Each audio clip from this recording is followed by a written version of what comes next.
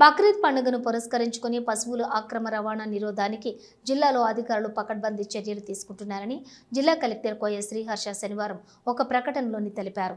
June 7న Bakrid పండుగ సందర్భంగా ఆవులు, ఎద్దులు, కోడెదూడలను అక్రమంగా తరలించకుండా జిల్లాలో 3 చెక్పోస్టులను బసంతనగర్, దుబ్బపల్లి, గుంపుల వద్ద ఏర్పాటు చేస్తున్నామని అన్నారు.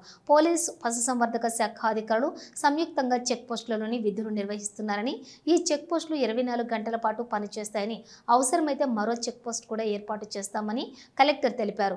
పశువులు తరలించే వాహన డ్రైవర్ల వివరాలు, ఉన్నవారి, అమ్మిన వారి వివరాలు, ఎక్కడి నుంచి ఎక్కడి వరకు తీసుకువెళ్తున్నారని వివరాలను కూడా అధికారులు పరిశీలిస్తారని తెలిపారు.